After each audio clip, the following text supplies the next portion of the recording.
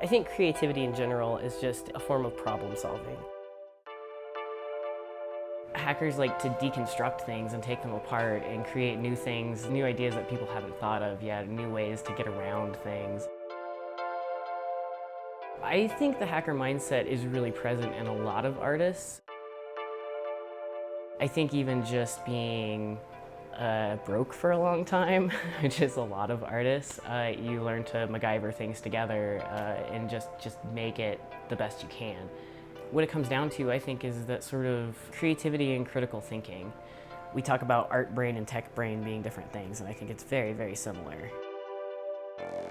I got really interested in the idea of hacker culture and hacking and what that meant because I started going to DEF CON hacking conference. It's thousands and thousands of hackers that all convene in Las Vegas every year for basically summer camp. And people go and learn from each other. And it's very much alive there. There's very much creativity in that hacker culture. It captures that playfulness, so whether it's like tech stuff or art stuff, it's really important to just play with things and explore through that sort of childlike way. I believe really firmly in playfulness, and I sort of allow that to leak into everything that I do. When I doodle cats and amorphous blobs and things, I like that freedom of I'm just playing with whatever comes out of my hand. And sometimes it ends up sort of dark and creepy, and whatever that is, I want to explore it and create this sort of visceral response of emotion in art. I think that we're at this point in how the Internet of Things is evolving, that we're so connected that we sort of lose this emotional connection. I mean, you can see it when you're on Facebook and you're looking at what all your friends are doing, but you're lonely, and we have this sort of lonely anxiety about our lives.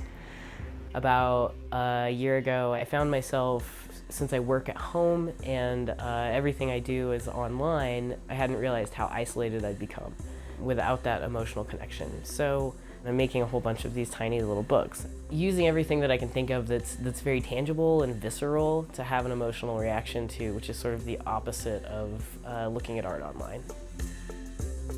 So where I'm going to place it is in the back of the dusty part of a bookstore, or in a garden somewhere where someone would just pick it up and think that it was meant for them and have some connection to that.